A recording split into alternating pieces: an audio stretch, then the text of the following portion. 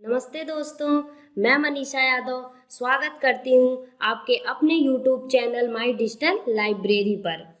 इससे पहले एक वीडियो में मैंने कबीर दास के दोहों पर चर्चा की थी और ये वीडियो उसका पार्ट 2 है। इसमें भी मैं कबीर दास के कुछ दोहों पर चर्चा करूँगी और आपको समझाने का प्रयास करूँगी। तो चलिए देखते हैं।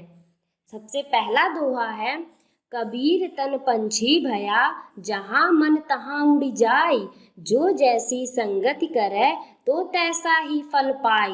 अर्थात कबीर दास जी कहते हैं कि संसारी व्यक्ति का शरीर पंछी बन गया है और जहाँ उसका मन होता है शरीर उड़कर वहीं पहुँच जाता है। सच है कि जो जैसा साथ करता है वह वैसा ही फल पाता है। इसका मुख्य बिंदु क्या है? इसमें चर्चा जो है वो संगति पर की गई है। संगति जो है वो तो दोस्तों संगत जो है वो बहुत बड़ी चीज है। इसका यह तात्पर्य है कि जैसी आपकी संगति होगी आप वैसे ही बनोगे। जैसे आप अपने पूरे दिन में कम से कम 5 ऐसे व्यक्तियों को लीजिए जिनके साथ आप अपना अधिक से अधिक समय गुजारते हैं। फिर ये तुलना करिए कि आप लगभग 80% वैसे ही होंगे जैसा आपका समूह है। उनकी बोलचाल, विचार, भाव, रहन सहन जो भी ले लीजिए वो सब लगभग आपका उनके जैसा ही होगा। उनके साथ जो भी आप रहकर सीखते हैं। अब आपको विचार ये करना है कि आपकी संगति है कैसी, कैसे लोगों के साथ है। ये निर्णय तो आपको ही लेना पड़ेगा कि वो संगति जो है वो आपको सफलता की ओर ले जा रही है या असफलता की ओर। इस पर आप विचार करिए और सोचिए कि मेरी संगति कैसी है। कम से कम 5 लोग तो ऐसे होंगे जो पूरे दिन में जिनके साथ अपना अधिक से अधिक समय बिताते हैं। वो आपके जीवन पर बहुत अधिक प्रभाव डालता है, क्योंकि जैसी संगत होती है वैसी ही हमारी रंगत भी होती है। तो आशा करती हूँ आपको समझ में आ रहा होगा। अब दूसरा दोहा है, जब मैं था तब हरि नाही, अब हरि है मैं नाही, सब अंधियारा मिट गया जब दीपक देखा माही।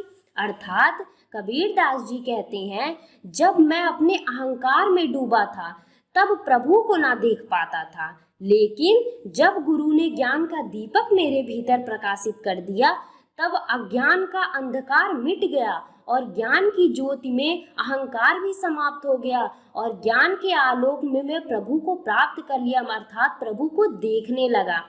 इसका तात्पर्य है कि जब तक हमारे अंदर अहंकार रहेगा तब तक हमें सफलता नहीं मिल सकती। जब वो अहंकार ज्ञान के दीपक से समाप्त हो जाएगा, अंधकार से मतलब यहाँ अहंकार से है, जब वो अहंकार रूपी अंधकार ज्ञान के दीपक से समाप्त हो जाएगा तभी हम सफलता प्राप्त कर सकते हैं, तभी हम अपने लक्ष्य तक पहुंच सकते हैं। अहंकार जो वो मनुष्य का बहुत बड़ा शत्रु है।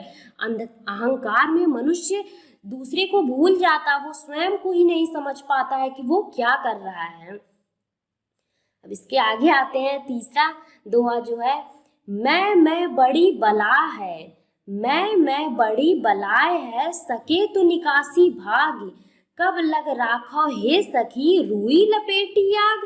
अहंकार बहुत बुरी वस्तु है, हो सके तो इससे निकल कर भाग जाओ मित्र, रुई में लपेटी इस अग्नि मतलब क्या? अहंकार को मैं कब तक अपने पास रखूं। इसमें भी अहंकार की ही बात कही गई है कि अहंकार जो है उसे कब तक कोई अपने पास रख सकता है। ये रुई में लपेटी हुई आग के समान है, इसे जल्द से जल्द छोड़ दो। फिर चौथा है, सातो सबद जू बाजते घरी घरी होते राग, ते मंदिर खाली पर बैसन लागे काग। अर्थात कबीर दास जी कहते हैं कि जिन घरों में सप्त स्वर गूंजते थे, पल पल उत्सव मनाए जाते थे, वे घर भी अब खाली पड़े हैं, उन पर कौवे बैठने लगे हैं। हमेशा एक सा समय तो नहीं रहता। जहाँ खुशियाँ थी वहाँ गम छा गया है, जहाँ हर्ष था वहाँ विषाद डेरा डाल सकता है। यह इस संसार में होता ही रहता है। इससे तात्पर्य है कि जिंदगी में, जीवन में हमेशा सुख नहीं रहता। जीवन के दो पहलू हैं, सुख और दुख। जहाँ एक पहलू में सुख है वहाँ अगले पहलू में दुख अवश्य ही रहता है। तो हमें दुख से घबराना नहीं चाहिए।